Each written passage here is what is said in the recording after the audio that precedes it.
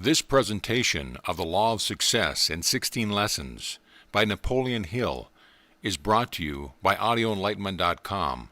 Copyright 2011, all rights reserved. Lesson 2. A definite chief aim. You can do it if you believe you can. You are at the beginning of a course of philosophy which for the first time in the history of the world has been organized from the known factors which have been used and must always be used by successful people. Literary style has been completely subordinated for the sake of stating the principles and laws included in this course in such a manner that they may be quickly and easily assimilated by people in every walk of life. Some of the principles described in the course are familiar to all who will read the course. Others are here stated for the first time. It should be kept in mind from the first lesson to the last that the value of the philosophy lies entirely in the thought stimuli it will produce in the mind of the student, and not merely in the lessons themselves. Stated in another way, this course is intended as a mind stimulant that will cause the student to organize and direct to a definite end the forces of his or her mind, thus harnessing the stupendous power which most people waste in spasmodic, purposeless thought. Singleness of purpose is essential for success. No matter what may be one's idea or the definition of success, yet singleness of purpose is a quality which may, and generally does, call for thought on many allied subjects. This author traveled a long distance to watch Jack Dempsey train for an oncoming battle. It was observed that he did not rely entirely upon one form of exercise, but resorted to many forms. The punching bag helped him develop one set of muscles and also trained his eye to be quick. The dumbbells trained still another set of muscles. Running developed the muscles of his legs and hips. A well-balanced food ration supplied the materials needed for building muscles without fat. Proper sleep, relaxation, and rest habits provided still other qualities which he must have in order to win. The student of this course is, or should be, engaged in the business of training for success in the battle of life. To win there are many factors which must have attention. A well-organized, alert, and energetic mind is produced by various and sundry stimuli, all of which are plainly described in these lessons. It should be remembered, however, that the mind requires, for its development, a variety of exercise, just as the physical body, to be properly developed, calls for many forms of systematic energy. Horses are trained to certain gaits by trainers who hurdle jump them over handicaps which cause them to develop the desired steps, through habit and repetition. The human mind must be trained in a similar manner by a variety of thought-inspiring stimuli. You will observe, before you have gone very far into this philosophy, that the reading of these lessons will superinduce a flow of thoughts covering a wide range of subjects. For this reason, the student should read the course with a notebook and pencil at hand, and follow the practice of recording these thoughts or ideas as they come into the mind. By following this suggestion, the student will have a collection of ideas, by the time the course has been read 2 or 3 times, sufficient to transform his or her entire life plan. By following this practice, it will be noticed very soon that the mind has become like a magnet, in it that it will attract useful ideas right out of the thin air, to use the words of the noted scientist who has experimented with this principle for a great number of years. You will do yourself a great injustice if you undertake this course with even a remote feeling that you do not stand in need of more knowledge that you now possess. In truth, no man knows enough about any worthwhile subject to entitle him to feel that he has the last word on that subject. In the long, hard task of trying to wipe out some of my own ignorance and make way for some of the useful truths of life, I have often seen, in my imagination, the great marker who stands at the gateway entrance of life and writes, "Poor fool," on the brow of those who believe they are wise, and "Poor sinner," on the brow of those who believe they are saints. Which, translated into workaday language, means that none of us know very much, and by the very nature of our being can never know as much as we need to know in order to live sanely and enjoy life while we live. Humility is a forerunner of success, Until we become humble in our own hearts, we are not apt to profit greatly by the experiences and thoughts of others. Does this sound like a preachment on morality? Well, what if it does? Even preachments, as dry and lacking in interest as they generally are, may be beneficial if they serve to reflect the shadow of our real selves, so we may get an approximate idea of our smallness and superficiality. Success in life is largely predicated upon our knowing men. The best place to study the man-animal is in your own mind, by taking as accurate an inventory as possible of yourself. When you know yourself thoroughly, if you ever do, you will also know much about others. To know others, not only as they seem to be, but as they really are, study them through the posture of the body and the way they walk, the tone of the voice, its quality, pitch, volume, the eyes, whether shifty or direct, the use of words, their trend, nature, and quality. Through these open windows, you may literally walk right into a man's soul and take a look at the real man. Going a step further, if you would know men, study them when angry, when in love, when money is involved, when eating, alone and unobserved, as they believe, when writing, when in trouble, when joyful and triumphant, when downcast and defeated, when facing catastrophe of a hazardous nature, when trying to make a good impression on others, when informed of another's misfortune, when informed of another's good fortune, when losing in any sort of game or sport, when winning at sport, when alone in a meditative mood. Before you can know any man as he really is, you must observe him in all the foregoing moods, and perhaps more, which is practically the equivalent of saying that you have no right to judge others at sight. Appearances count. There can be no doubt of that, but appearances are often deceiving. This course has been so designed that the student who masters it may take inventory of himself and of others by other than snap judgment. The student who masters this philosophy will be able to look through the outer crust of personal adornment, clothes, so-called culture and the like, and down deep into the heart of all about him. This is a very broad premise. It would not have been made if the author of this philosophy had not known from years of experimentation and analysis that the promise can be met. Some who have examined the manuscripts of this course have asked why it was not called a course in master salesmanship. The answer that the word salesmanship is commonly associated with the marketing of goods or services, and it would therefore narrow down and to circumscribe the real nature of the course. It is true that this is a course in master salesmanship, providing one takes a deeper than the average view of the meaning of salesmanship. This philosophy is intended to enable those who master it to sell their way through life successfully, with the minimum amount of resistance and friction. Such a course, therefore, must help the student organize and make use of much truth which is overlooked by the majority of people who go through life as mediocres. Not all people are so constituted that they wish to know the truth about all matters vitally affecting life. One of the great surprises the author of this course has met with in connection with his research activities is that so few people are willing to hear the truth when it shows up their own weaknesses. We prefer illusions to reality. New truths, if accepted at all, are taken with the proverbial grain of salt. Some of us demand more than a mere pinch of salt. We demand enough to pickle new ideas so they become useless. For these reasons, the introductory lesson of this course, and this lesson as well, covers subjects intended to pave the way for new ideas, so those ideas will not be too severe a shock to the mind of the student. The thought the author wishes to get across has been quite plainly stated by the editor of the American magazine in an editorial which appeared in a recent issue in the following words. On a rainy, recent night, Carl Lohman, the reindeer king of Alaska, told me a true story. It has stuck in my crop ever since, and now I am going to pass it along.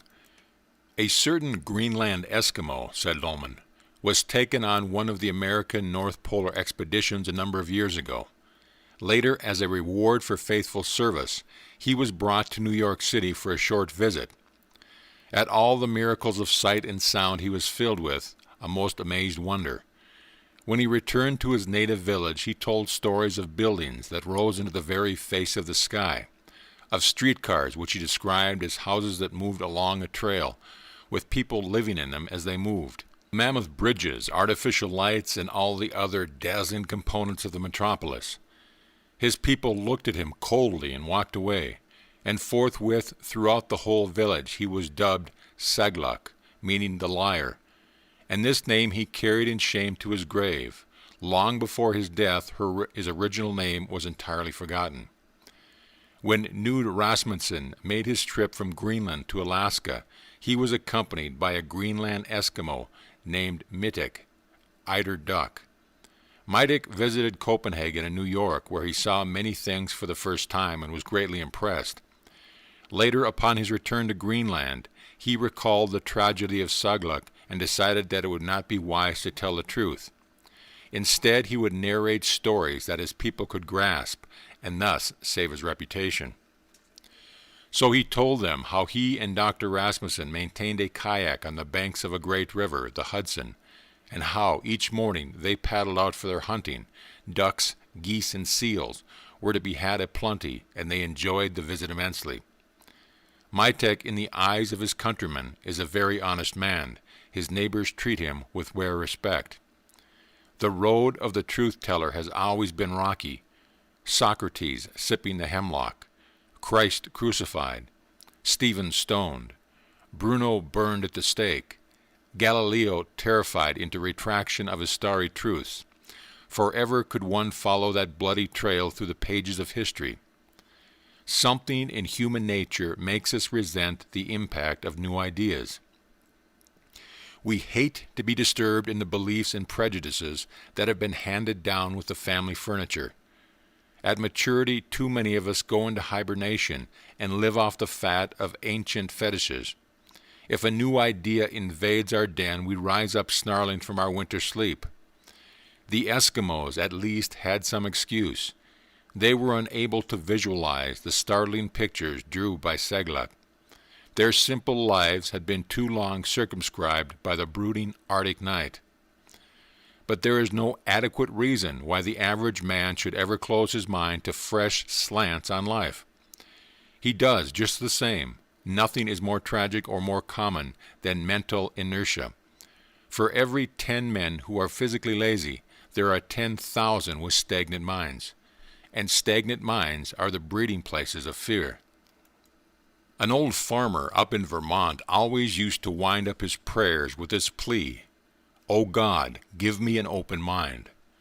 If more people followed his example, they might escape being hamstrung by prejudice. And what a pleasant place to live in the world would be. Every person should make it his business to gather new ideas from sources other than the environment in which he daily lives and works. The mind becomes withered, stagnant, narrow, and closed unless it searches for new ideas. The farmer should come to the city quite often and walk among the strange faces and the tall buildings. He will go back to his farm, his mind refreshed with more courage and greater enthusiasm. The city man should take a trip to the country every so often and freshen his mind with sights new and different from those associated with his daily labors. Everyone needs a change of mental environment at regular periods. The same as a change in variety of food are essential. The mind becomes more alert, more elastic, and more ready to work with speed and accuracy after it has been bathed in new ideas, outside of one's own field of daily labor.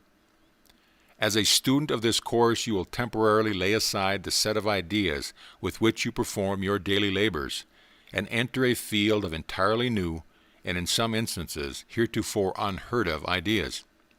Splendid! You will come out at the other end of this course with a new stock of ideas which will make you more efficient, more enthusiastic, and more courageous, no matter in what sort of work you may be engaged. Do not be afraid of new ideas. They may mean to you the difference between success and failure. Some of the ideas introduced in this course will require no further explanation or proof of their soundness, because they are familiar to practically everyone. Other ideas here introduced are new, and for that very reason many students of this philosophy may hesitate to accept them as sound. Every principle described in this course has been thoroughly tested by the author, and the majority of the principles covered have been tested by scores of scientists and others who were quite capable of distinguishing between the merely theoretic and the practical. For these reasons, all principles here covered are known to be workable in the exact manner claimed for them. However, no student of this course is asked to accept any statement made in these lessons without having first satisfied himself or herself by tests, experiments, and analysis that the statement is sound. The major evil the student is requested to avoid is that of forming opinions without definite facts as the basis, which brings to mind Herbert Spencer's famous admonition in these words: "There is a principle which is a bar against all information, which is proof against all argument, and which cannot fail to keep a man in everlasting ignorance. This principle is contempt prior to examination."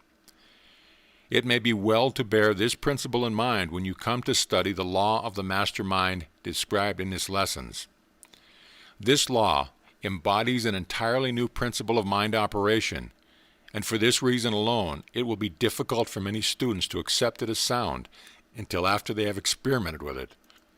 When this fact is considered, however, that the law of the mastermind is believed to be the real basis of most of the achievements of those who are considered geniuses, this law takes on an aspect which calls for more than a snap judgment opinion.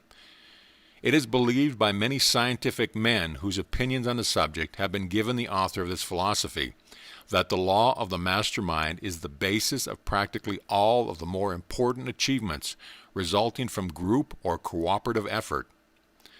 The late Dr. Alexander Graham Bell said he believed the law of the mastermind, as it had been described in his philosophy, was not only sound, but that all the higher institutions of learning would soon be teaching that law as part of their courses in psychology. Charles P. Steinmetz said that he had experimented with the law and had arrived at the same conclusion as that stated in these lessons, long before he talked to the author of the Law of Success philosophy about the subject. Luther Burbank and John Burroughs made similar statements. Edison was never interrogated on the subject, but other statements of his indicate that he would endorse the law as being a possibility, if not in fact a reality. Dr. Elmer Gates endorsed the law in a conversation with this author more than 15 years ago. Dr. Gates is a scientist of the highest order, ranking along with Steinmetz, Edison, and Bell. The author of this philosophy has talked to scores of intelligent businessmen who, while they were not scientists, admitted they believed in the soundness of the law of the mastermind. It is hardly excusable, therefore, for men of less ability to judge such matters, to form opinions as to this law without serious, systematic investigation. Let me lay before you a brief outline of what this lesson is and what it is intended to do for you. Having prepared myself for the practice of law, I will offer this introduction as a statement of my case. The evidence with which to back up my case will be presented in the 16 lessons of which the course is composed. The facts out of which this course has been prepared have been gathered through more than 25 years of business and professional experience, and my only explanation of the rather free use of the personal pronoun throughout the course is that I am writing from first-hand experience. Before this reading course on the Law of Success was published, the manuscripts were submitted to 2 prominent universities with the request that they be read by competent professors with the object of eliminating or correcting any statements that appeared to be unsound from an economic viewpoint. This request was compiled with, the manuscripts were carefully examined, with the result that not a single change was made with the exception of 1 or 2 slight changes in wording.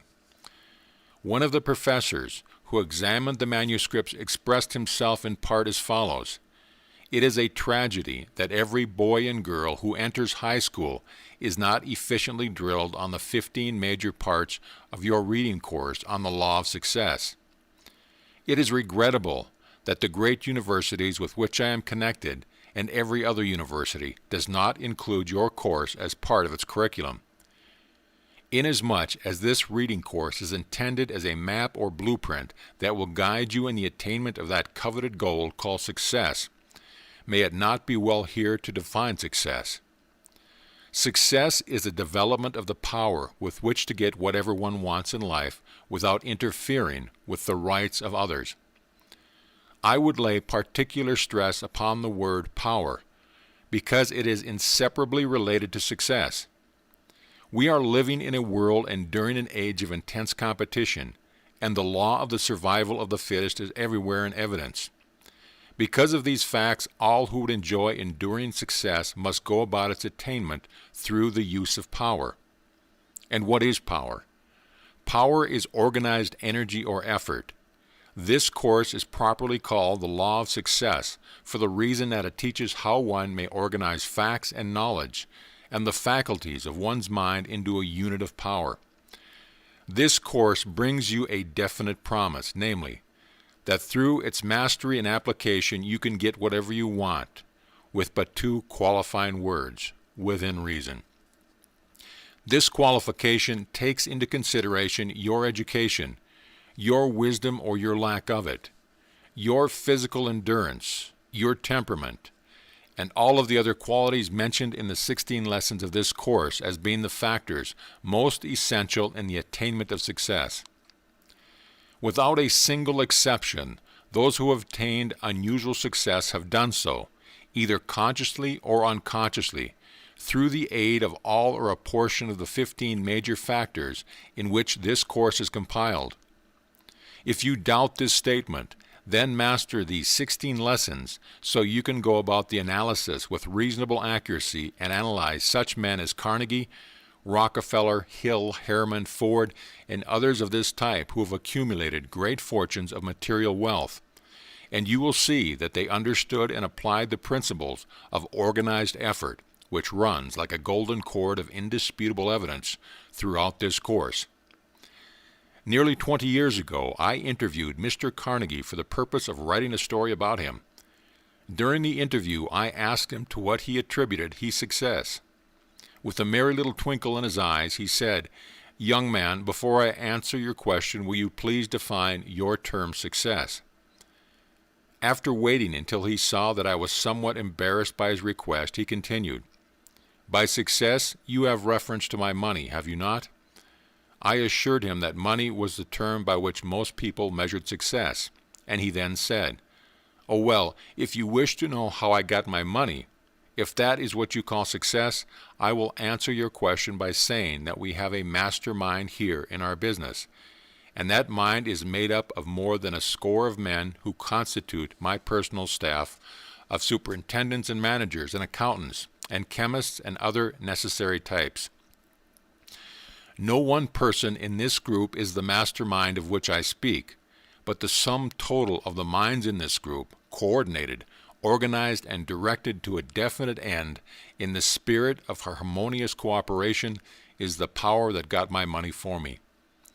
No two minds in the group are exactly alike, but each man in the group does the thing that he is supposed to do, and he does it better than any other person in the world could do it.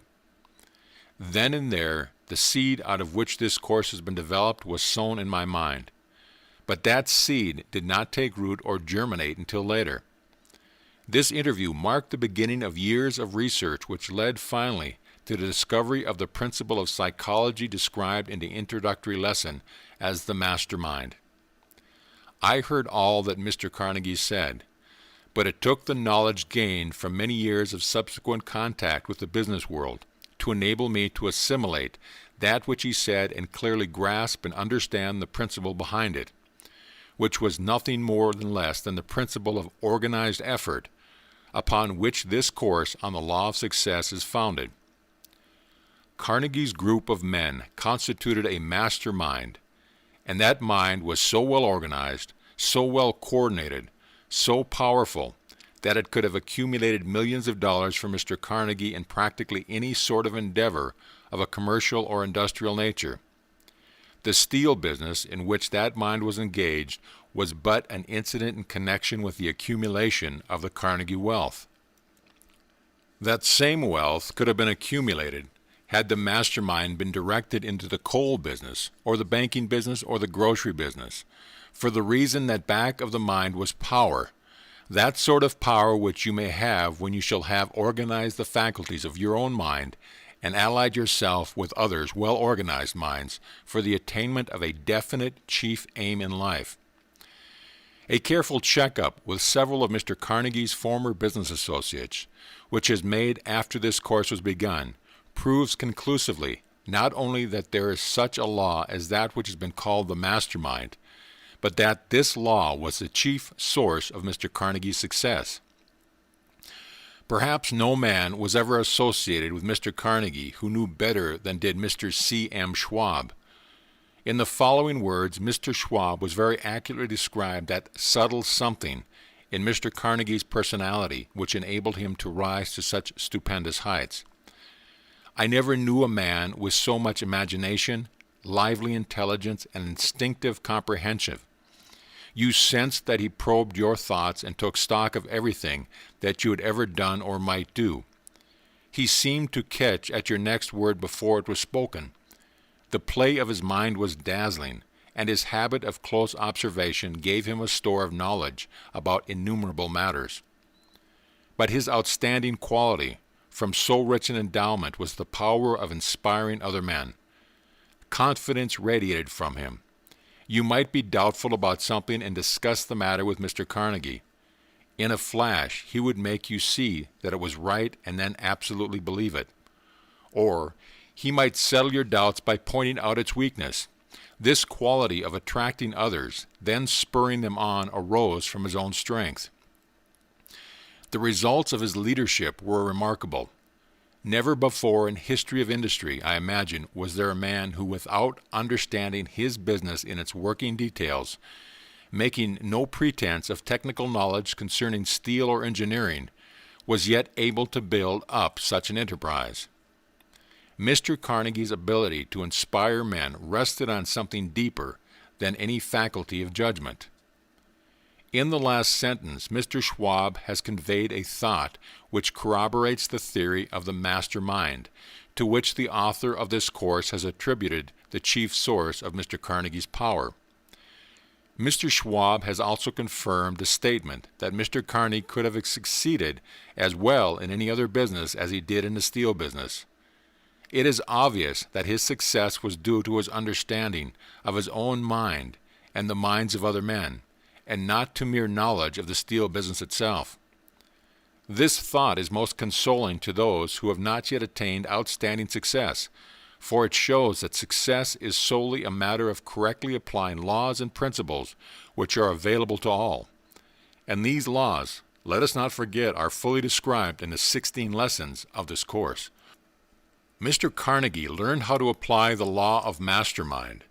This enabled him to organize the faculties of his own mind and the faculties of other men's minds, and coordinate the whole behind a definite chief aim. Every strategist, whether in business or war or industry or other callings, understands the value of organized, coordinated effort. Every military strategist understands the value of sowing seeds of dissension in the ranks of the opposing forces, because this breaks up the power of coordination back of the opposition. During the late World War, much was heard about the effects of propaganda, and it seems not an exaggeration to say that the disorganizing forces of propaganda were much more destructive than were all the guns and explosives used in the war. One of the most important turning points of the World War came when the Allied armies were placed under the direction of the French General Foch. There are well-informed military men who claim that this was the move which spelled doom for the opposing armies. Any modern railroad bridge is an excellent example of the value of organized effort, because it demonstrates quite simply and clearly how thousands of tons of weight may be borne by a comparatively small group of steel bars and beams so arranged that the weight is spread over the entire group. There was a man who had 7 sons who were always quarreling among themselves. One day he called them together and informed them that he wished to demonstrate just what their lack of cooperative effort meant. He had prepared a bundle of 7 sticks, which he had carefully tied together. One by one he asked his sons to take the bundle and break it. Each son tried, but in vain. Then he cut the string and asked one of the sticks to each of his sons and asked him to break it over his knee. After the sticks had all been broken with ease, he said, "When you boys work together in a spirit of harmony, you resemble the bundle of sticks, and no one can defeat you. But when you quarrel among yourselves, anyone can defeat you one at a time." There is a worthwhile lesson in this story of the man and his 7 quarrelsome sons, and it may be applied to the power of a community, the employees and employers in a given place of employment, or to the state and nation in which we live. Organized effort may be made a power, but it may also be a dangerous power unless guided with intelligence, which is the chief reason why the 16th lesson of this course is devoted largely to describing how to direct the power of organized effort so that it will lead to success. That sort of success which is founded upon truth and justice and fairness that lead to ultimate happiness. One of the outstanding tragedies of this age of struggle and money madness is the fact that so few people are engaged in the effort which they like best. One of the objects of this course is to help each student find his or her particular niche in the world's work, where both material prosperity and happiness in abundance may be found. For this purpose, a character analysis chart accompanies the 16th lesson. This chart is designed to help the student take inventory of himself and find out what latent ability and hidden force lies sleeping within him. This entire course is intended as a stimulus with which to enable you to see yourself and your hidden forces as they are, and to awaken in you the ambition and the vision and determination to cause you to go forth and claim that which is rightfully yours. Less than 30 years ago, a man was working in the same shop with Henry Ford, doing practically the same sort of work that he was doing. It has been said that this man was really a more competent workman in that particular sort of work than Ford. Today, this man is still engaged in the same sort of work, at wages of less than $100 a week, while Mr. Ford is the world's richest man. What outstanding difference is there between these two men which has so widely separated them in terms of material wealth?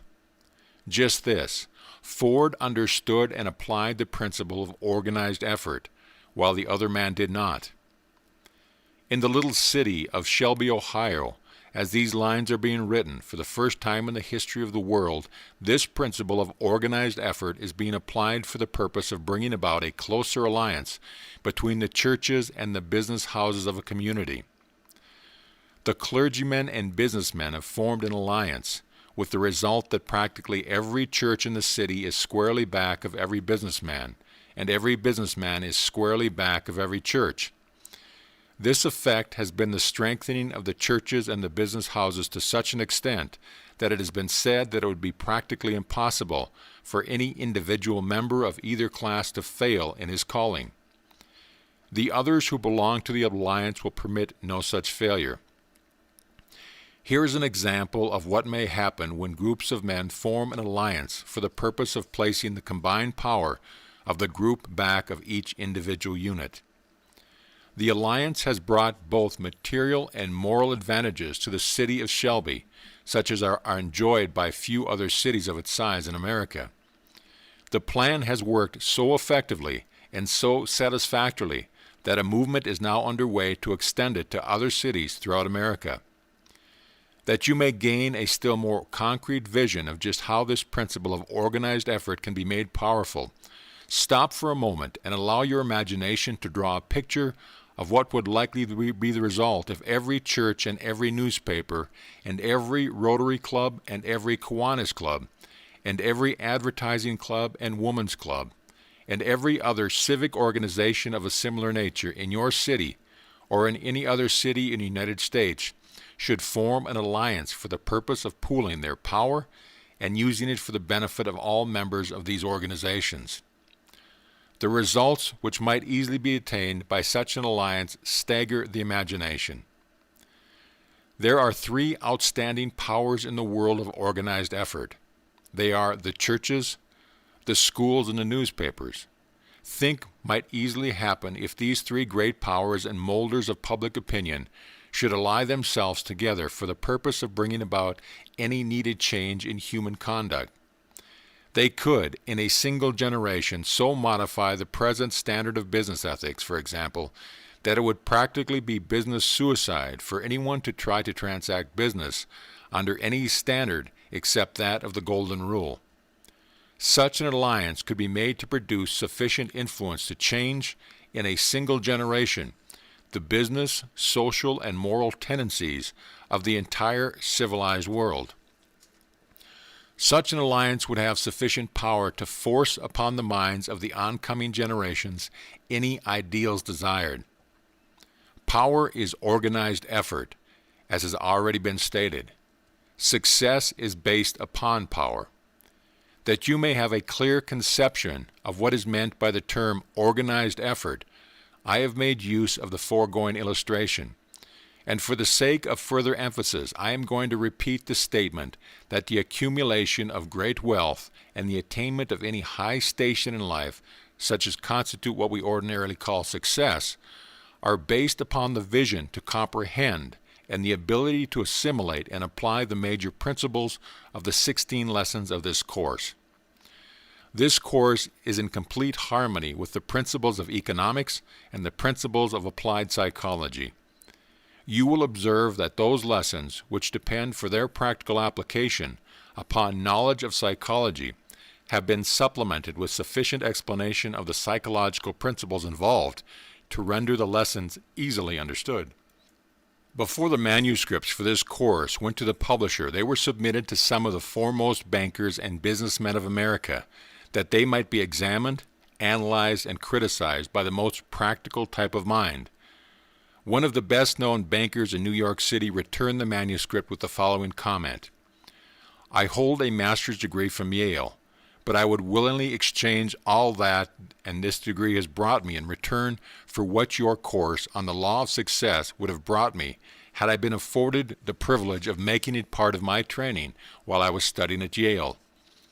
My wife and daughter have also read the manuscript, and my wife has named your course the Master Keyboard of Life, because she believes that all who understand how to apply it may play a perfect symphony in their respective calling, just as a pianist may play any tune when once the keyboard of the piano and the fundamentals of music have been mastered. No two people on earth are exactly alike, and for this reason, no two people would be expected to attain from this course the same viewpoint. Each student should read the course, understand it, and then appropriate from its contents whatever he or she needs to develop a well-rounded personality. Before this appropriation can be properly made, it will be necessary for the student to analyze himself. Through the use of the questionnaire that comes with the 16th lesson of the course, for the purpose of finding out what his deficiencies may be. This questionnaire should not be filled out until the student thoroughly masters the content of the entire course, for he will then be in a position to answer the questions with more accuracy and understanding of himself. Through the aid of this questionnaire, an experienced character analyst can take inventory of one's faculties as easily and as accurately as a merchant can inventory the goods on his shelves. This course has been compiled for the purpose of helping the student find out what are his and her natural talents, and for the purpose of helping organize, coordinate, and put into use the knowledge gained from this experience. For more than 20 years, I have been gathering, classifying, and organizing the material that has gone into this course. During the past 14 years, I have analyzed more than 16,000 men and women, and all of the vital facts gathered from these analyses have been carefully organized and woven into this course. These analyses brought out many interesting facts which have helped to make this course practical and usable. For example, it was discovered that 95% of all who were analyzed were failures, and but 5% were successes. By the term failure is meant that they had failed to find happiness and the ordinary necessities of life without struggle that was almost unbearable. Perhaps this is about the proportion of successes and failures that might be found if all the people of the world were accurately analyzed.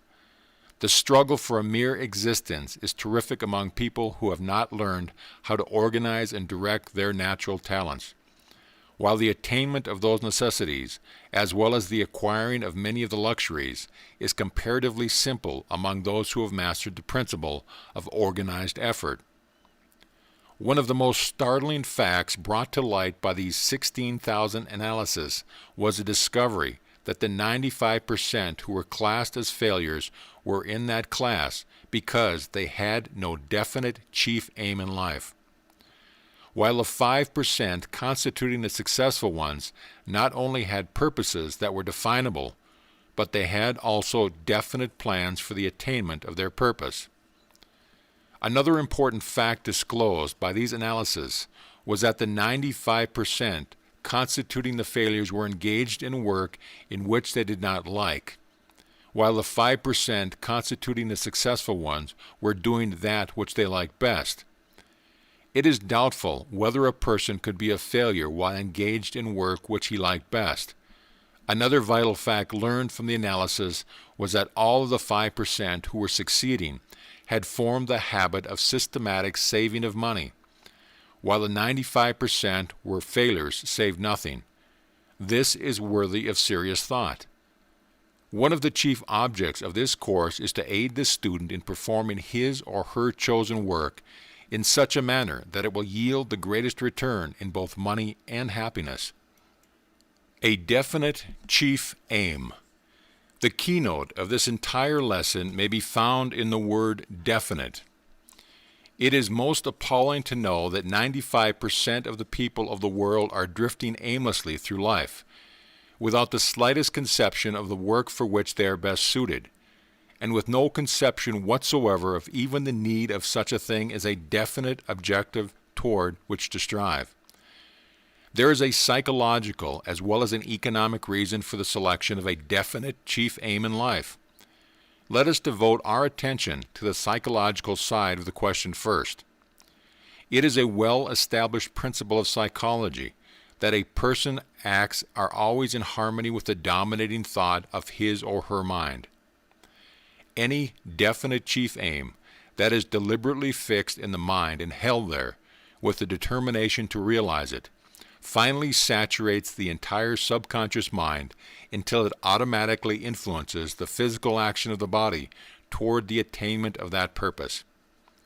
Your definite chief aim in life should be selected with deliberate care, and after it has been selected, it should be written out and placed where you will see it at least once a day. The psychological effect of such is to impress this purpose upon your subconscious mind so strongly that it accepts that purpose as a pattern or blueprint that will eventually dominate your activities in life and lead you, step by step, toward the attainment of the object back of that purpose. The principle of psychology through which you can impress your definite chief aim upon your subconscious mind is called autosuggestion, or suggestion which you repeatedly make to yourself. It is a degree of self-hypnotism, but do not be afraid of it on that account. For it was this same principle through the aid of which Napoleon lifted himself from the lowly station of poverty-stricken Corsican to the dictator of France. It was through the aid of this same principle that Thomas Edison has risen from the lowly beginning of a news butcher to where he is accepted as the leading inventor of the world. It was through the aid of this same principle that Lincoln bridged the mighty chasm between his lowly birth in a log cabin in the mountains of Kentucky and the presidency of the greatest nation on earth. It was through the aid of this same principle that Theodore Roosevelt became one of the most aggressive leaders that ever reached the presidency of the United States. You need have no fear of the principle of autosuggestion, as long as you are sure that the objective for which you are striving is one that will bring you happiness of an enduring nature. And be sure that your definite purpose is constructive, that its attainment will bring hardship and misery to no one, that it will bring you peace and prosperity. Then apply to the limit of your understanding the principle of self-suggestion for the speedy attainment of this purpose. On the street corner, just opposite the room in which I am writing, I see a man who stands there all day long and sells peanuts. He is busy every minute. When not actually engaged in making a sale, he is roasting and packing the peanuts in little bags. He is one of the great army constituting the 95% who have no definite purpose in life. He is selling peanuts, not because he likes that work better than anything else he might do, but because he never sat down and thought out a definite purpose that would bring him greater returns for his labor. He is selling peanuts because he is a drifter on the sea of life, and one of the tragedy of his work is the fact that the same amount of effort that he puts into it, if directed along other lines, would bring him much greater returns. Another one of the tragedy of this man's work is the fact that he is unconsciously making use of the principle of self-suggestion, but he is doing it in his own disadvantage. No doubt, if a picture could be made of his thoughts, there would be nothing in that picture except a peanut roaster, some little peanut bags, and a crowd of people buying peanuts. This man could get out of the peanut business if he had the vision and the ambition first to imagine himself in a more profitable calling, and the perseverance to hold that picture before his mind until it influenced him to take the necessary steps to enter a more profitable calling. He puts sufficient labor into his work to bring him a substantial return if that labor were directed toward the attainment of a definite purpose that offered bigger returns. One of my closest personal friends is one of the best-known writers and public speakers of this country. About 10 years ago, he caught sight of the possibilities of this principle of self-suggestion and began immediately to harness it and put it to work. He worked out a plan for its application that proved to be very effective. At that time, he was neither a writer nor a speaker. Each night, just before going to sleep, he would shut his eyes and see, in his imagination, a long council table at which he placed, in his imagination, certain well-known men whose characteristics he wished to absorb into his own personality. At the end of the table he placed Lincoln, and on either side of the table he placed Napoleon, Washington, Emerson, and Albert Hubbard. He then proceeded to talk to these imaginary figures that he had seated at his imaginary council table, something after this manner. Mr. Lincoln, I desire to build in my own character those qualities of patience and fairness toward all mankind and the keen sense of humor which were your outstanding characteristics. I need these qualities, and I shall not be contented until I have developed them. Mr. Washington, I desire to build in my own character those qualities of patriotism and self-sacrifice and leadership which were your outstanding characteristics. Mr. Emerson, I desire to build in my own character those qualities of vision and the ability to interpret the laws of nature as written in the rocks of prison walls and growing trees and flowering brooks, and growing flowers and the faces of little children, which were your outstanding characteristics.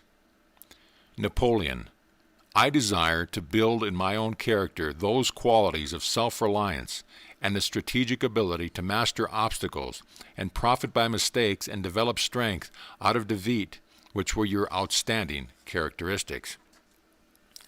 Mr. Hubbard, I desire to develop the ability to equal and even to excel the ability that you possessed with which to express yourself in clear, concise, and forceful language.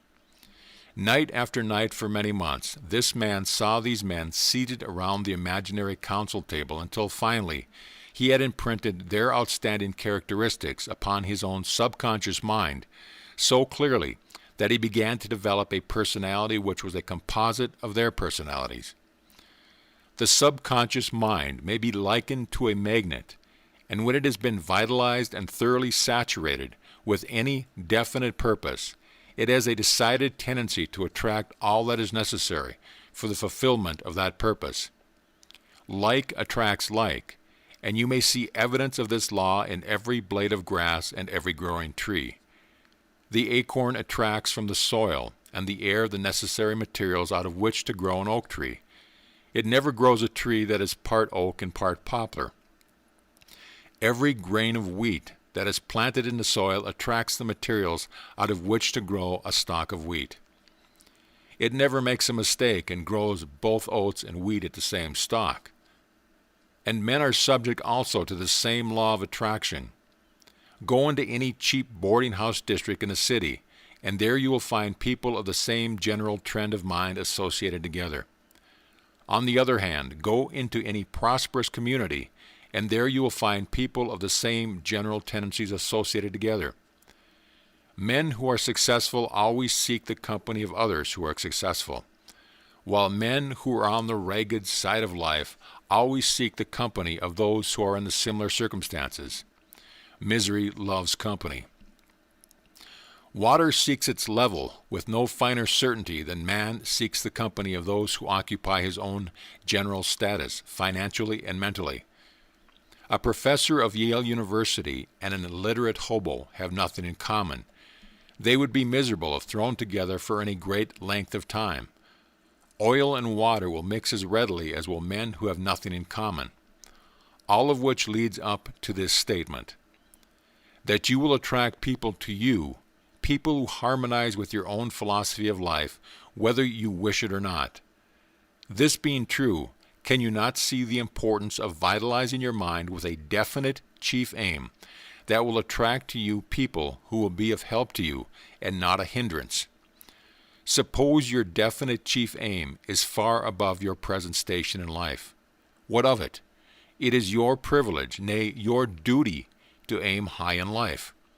You owe it to yourself and to the community in which you live to set a high standard for yourself. There is much evidence to justify the belief that nothing within reason is beyond the possibility of attainment by the man whose definite chief aim has been well developed. Some years ago, Louis Victor Ayton was given a life sentence in the Arizona penitentiary. At the time of his imprisonment, he was an all-around bad man, according to his own admission.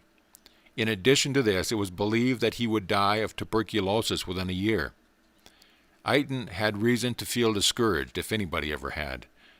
Public feeling against him was intense, and he did not have a single friend in the world who came forth and offered him encouragement or help. Then something happened in his own mind that gave him back his health, put the dreaded white plague to rout, and finally unlocked the prison gates and gave him his freedom. What was that something?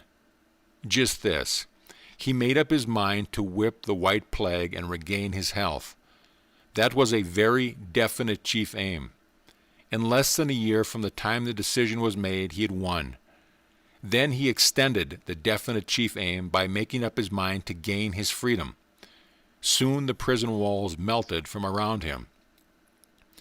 No undesirable environment is strong enough to hold the man or woman who understands how to apply the principle of autosuggestion in the creation of a definite chief aim.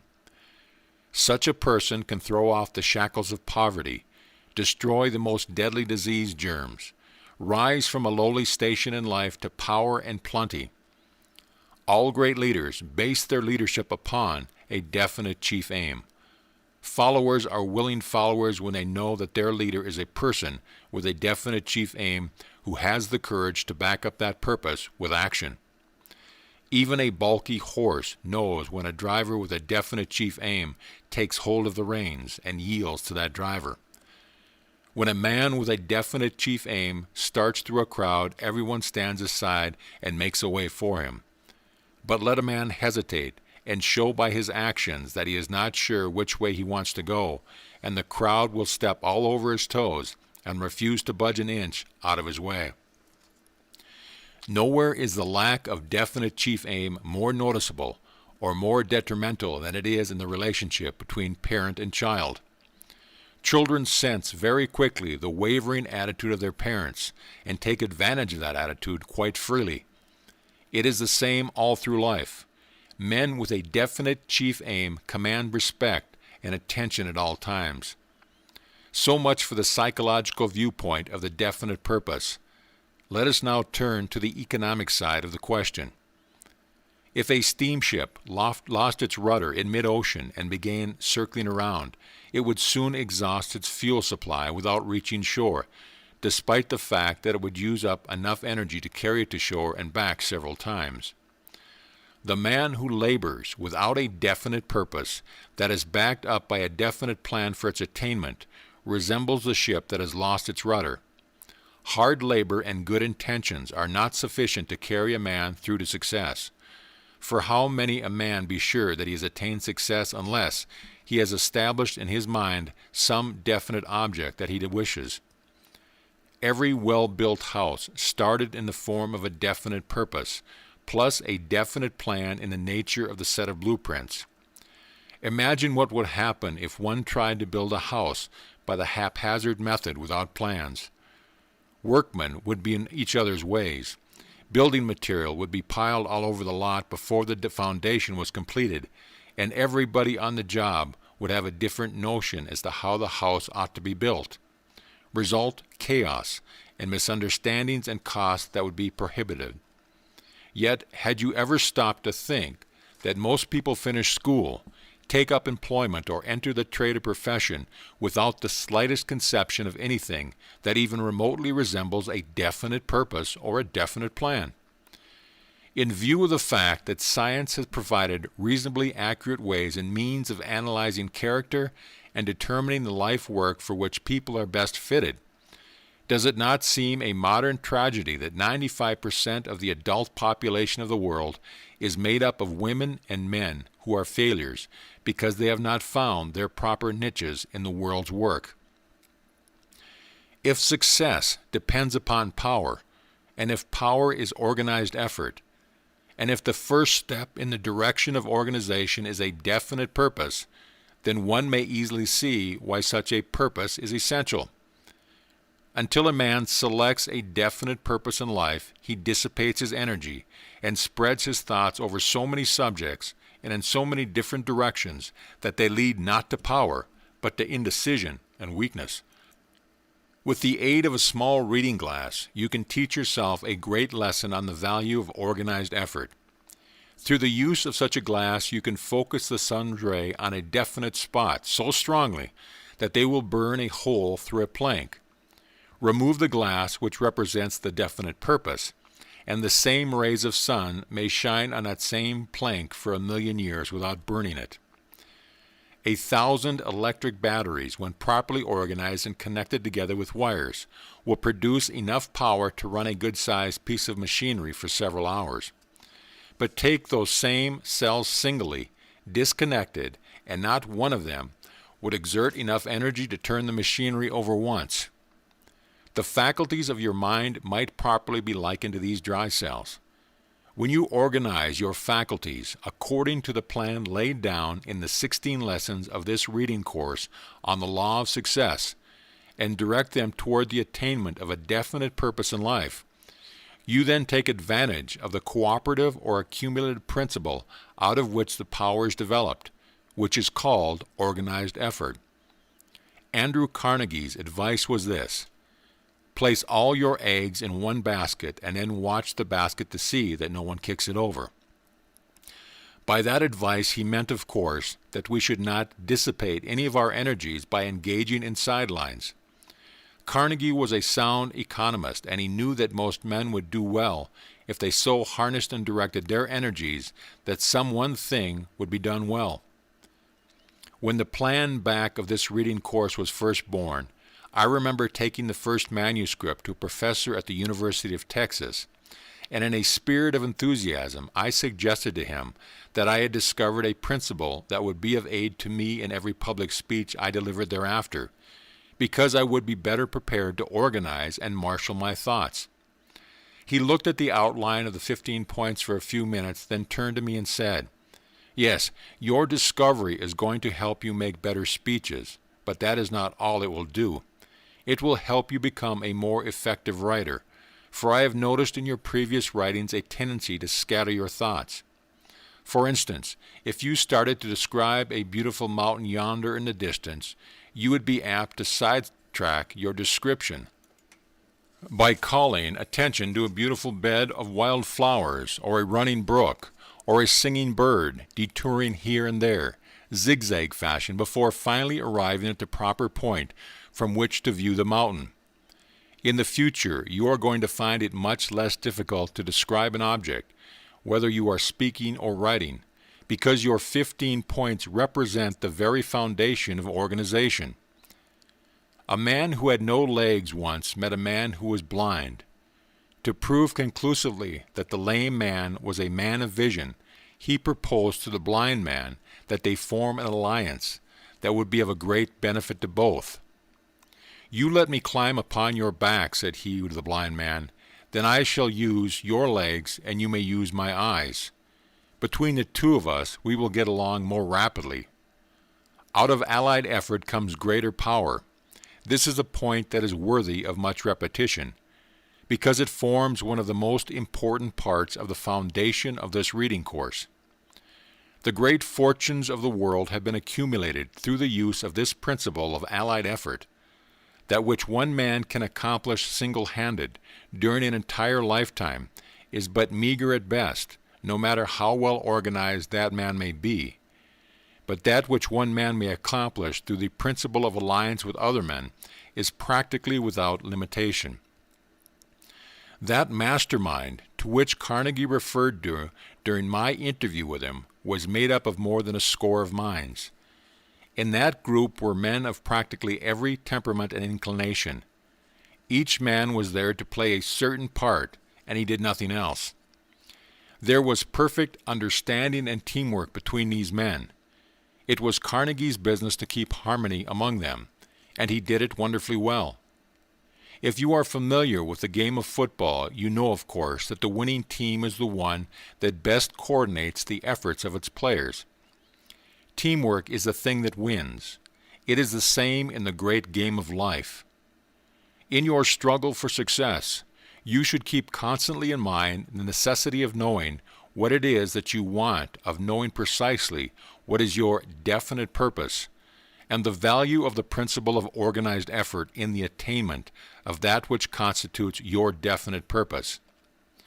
In a vague sort of way, nearly everyone has a definite purpose, namely the desire for money. But this is not a definite purpose within the meaning of the term as it is used in this lesson. Before your purpose can be considered definite, even though that purpose were the accumulation of money, you would have to reach a decision as to the precise method through which you intend to accumulate that money. It would be insufficient for you to say that you would make money by going into some sort of business. You would have to decide just what line of business. You would also have to decide just where you would locate. You would also have to decide the business policies under which you would conduct your business. In answering the question, what is your definite purpose in life? That appears in the questionnaire, which I have used for the analysis of more than 16,000 people. Many answered about as follows: "My definite purpose in life is to be of as much service to the world as possible and earn a good living." That answer is about as definite as a frog's conception of the size of the universe is accurate. The object of this lesson is not to inform you as to what your life work should be, for indeed this could be done with accuracy only after you have been completely analyzed, but it is intended as a means of impressing upon your mind a clear conception of the value of a definite purpose of some nature, and of the value of understanding the principle of organized effort as a means of attaining the necessary power with which to materialize your definite purpose. Careful observation of the business philosophy of more than 100 men and women who have attained outstanding success in their respective callings disclosed the fact that each was a person of prompt and definite decision. The habit of working with a definite chief aim will breed you into the habit of prompt decision, and this habit will come to your aid in all that you do. Moreover, the habit of working with a definite chief aim will help you to concentrate all your attention on any given task until you have mastered it. Concentration of effort and the habit of working with a definite chief aim are two of the essential factors in success, which are always found together. One leads to the other. The best-known successful businessmen were all men of prompt decision who worked always with one main outstanding purpose as their chief aim. Some notable examples are as follows. Woolworth chose as his definite chief aim the creation of a chain of 5 and 10 cent stores that would cross America, and concentrated his mind upon this one task until he made it and it made him. Wrigley concentrated his mind on the production and sale of a 5-cent package of chewing gum and turned this one idea into millions of dollars.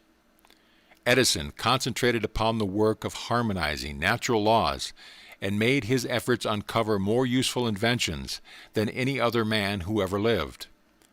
Henry Doherty concentrated upon the building and operation of public utility plants and made himself a multimillionaire. Ingersoll concentrated on a dollar watch and girdled the earth with tickers and made this one idea yield him a fortune. Statler concentrated on home-like hotel service and made himself wealthy as well as useful to millions of people who use his service. Edwin C. Barnes concentrated on the sale of Edison dictating machines and retired, while still a young man with more money than he needs. Woodrow Wilson concentrated his mind on the White House for 25 years and became its chief tenant, thanks to his knowledge of the value of sticking to a definite chief aim. Lincoln concentrated his mind on freeing the slaves and became our greatest American president while doing it.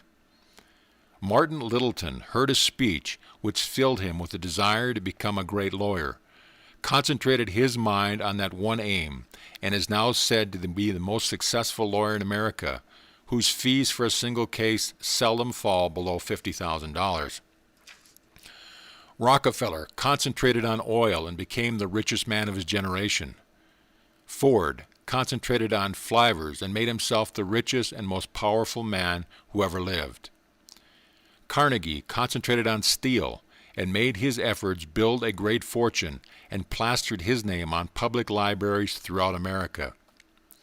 Gillette concentrated on a safety razor, gave the entire world a close shave, and made himself a multimillionaire.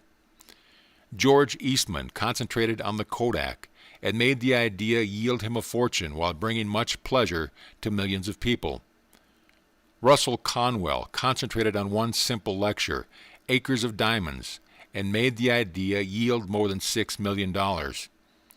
Hearst concentrated on sensational newspapers and made the idea worth millions of dollars.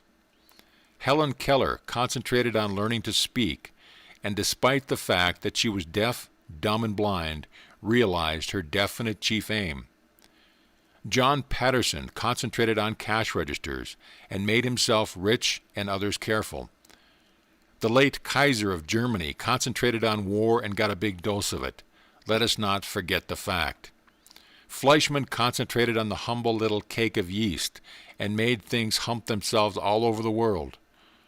Marshall Field concentrated on the world's greatest retail store, and lo, it rose before him, a reality. Philip Armour concentrated on the butchering business and established a great industry, as well as a huge fortune. Millions of people are concentrating daily on poverty and failure and getting both in overabundance. Wright brothers concentrated on the airplane and mastered the air.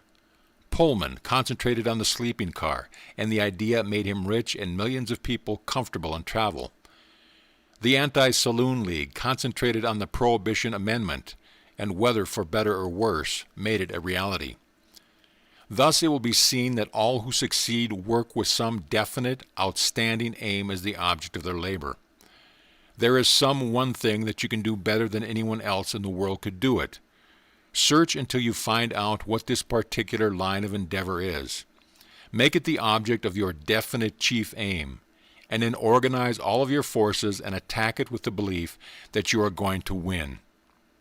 In your search for the work for which you are best fitted, it will be well if you bear in mind the fact that you will be most likely attaining the greatest success by finding out what work you like best. For it is a well-known fact that a man generally best succeeds in the particular line of endeavor in which he can throw his whole heart and soul. Let us go back, for the sake of clarity and emphasis, to the psychological principles upon which this lesson is founded, because it will mean a loss that you will ill afford if you fail to grasp the real reason for establishing a definite chief aim in your mind. These principles are as follows. First, every voluntary movement of the human body is caused, controlled, and directed by thought, through the operation of the mind. Second, the presence of any thought or idea in your consciousness tends to produce an associated feeling and to urge you to transform that feeling into appropriate muscular action that is in perfect harmony with the nature of the thought. For example, if you think of winking your eyelid and there is no counter-influences or thoughts in your mind at the time to arrest your action, the motor nerve will carry your thought from the seat of government in your brain.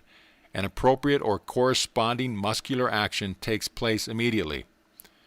Stating this principle from another angle, you choose, for example, a definite purpose as your life work, and make up your mind that you will carry out that purpose. From the very moment that you make this choice, this purpose becomes the dominating thought in your consciousness, and you are constantly on the alert for facts, information, and knowledge with which to achieve that purpose.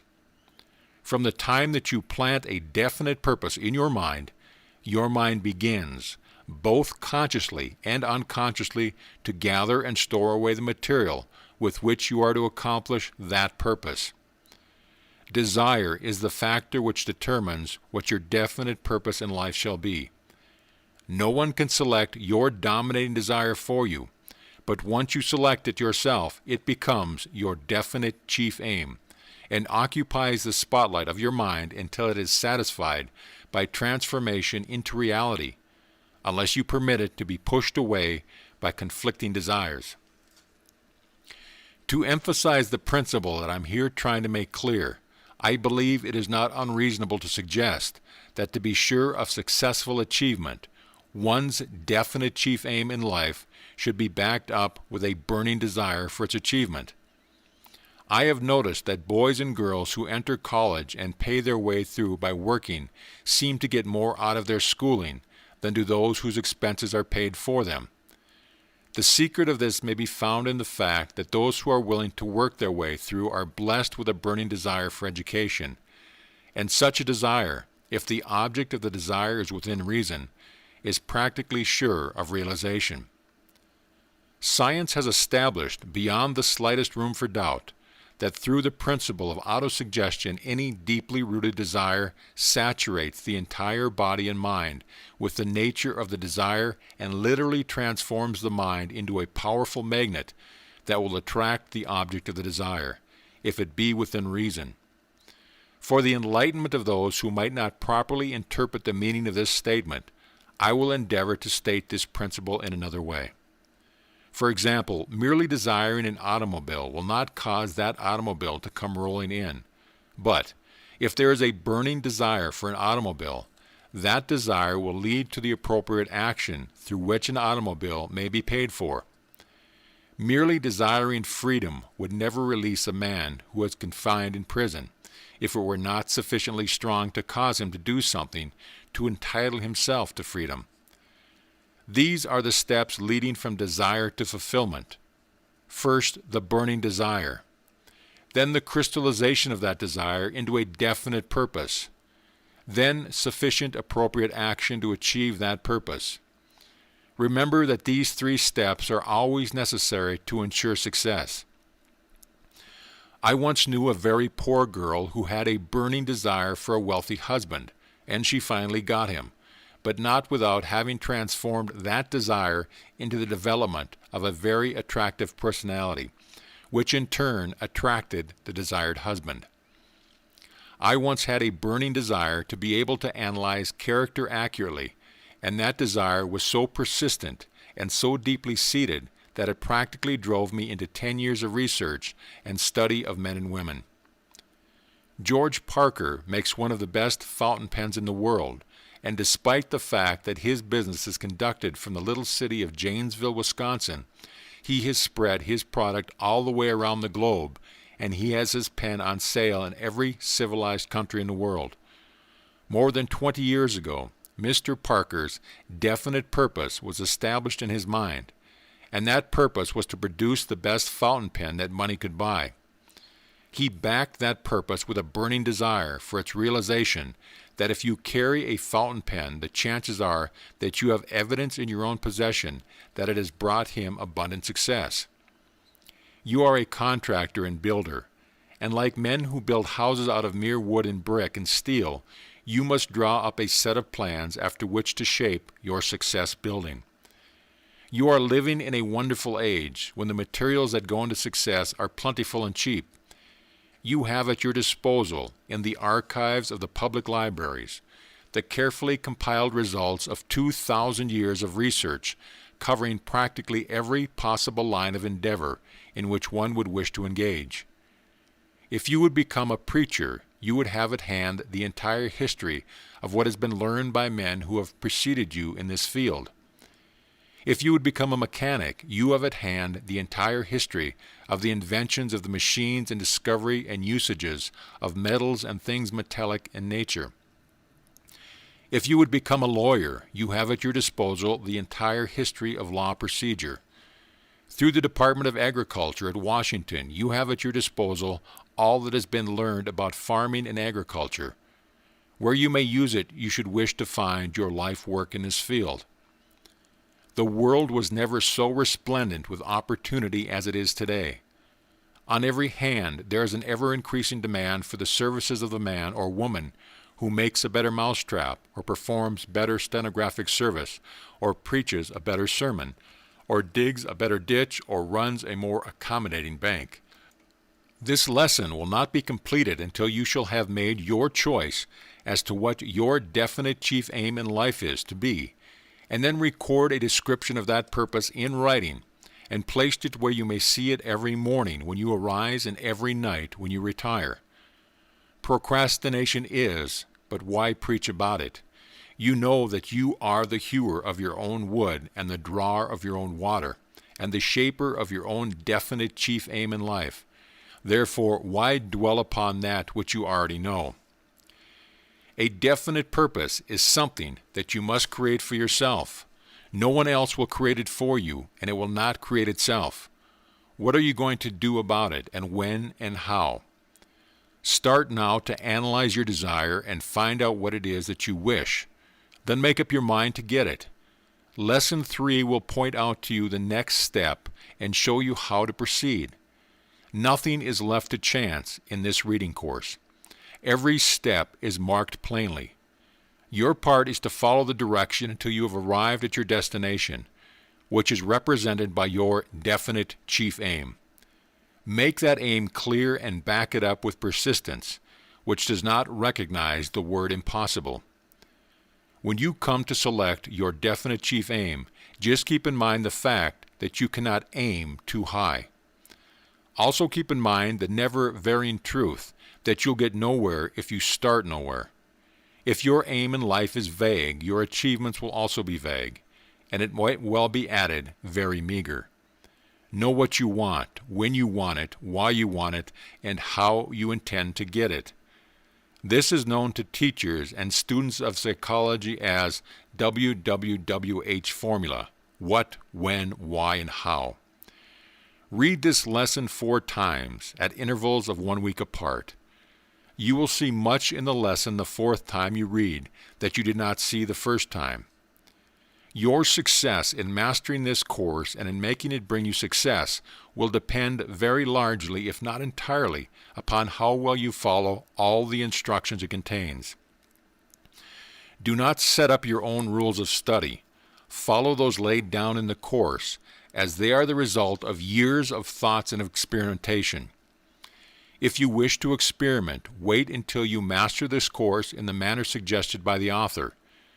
You will then be in position to experiment more safely. For the present, content yourself by being the student. You will, let us hope, become the teacher as well as the student after you have followed the course until you have mastered it. If you follow the instructions laid down in this course for the guidance of its students, you can no more fail than water can run uphill above the level of its source. Instructions for applying the principles of this lesson. Through the introductory lesson of this course, you became familiar with the principle of psychology known as the mastermind. You are now ready to begin use of this principle as a means of transforming your definite chief aim into reality. It must have occurred to you that one might as well have no definite chief aim unless one has also a very definitive and practical plan for making that aim become a reality. Your first step is to decide what your major aim in life shall be. Your next step is to write out a clear, concise statement of this aim. You should be followed by a statement in writing of the plan or plans through which you intend to attain the object of your aim.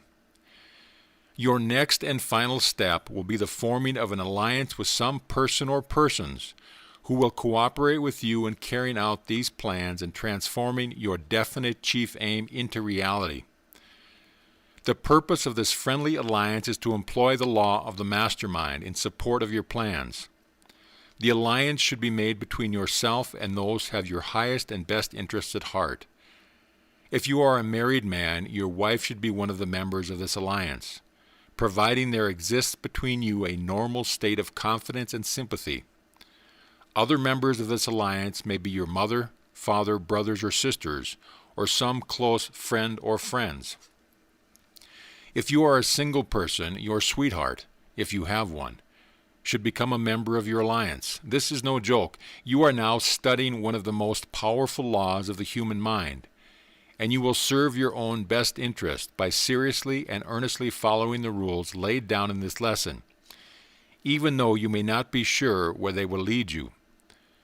Those who join with you in the formation of a friendly alliance for the purpose of aiding you in the creation of a mastermind should sign with you your statement of the object of your definite chief aim. Every member of your alliance must be fully acquainted with the nature of your object in forming the alliance. Moreover, every member must be in hearty accord with this object and in full sympathy with you. Each member of your alliance must be supplied with a written copy of your statement of your definite chief aim. With this exception, however, you are explicitly instructed to keep the object of your chief aim to yourself. The world is full of doubting Thomases, and it will do your cause no good to have those rattle-brained people scoffing at you and your ambitions.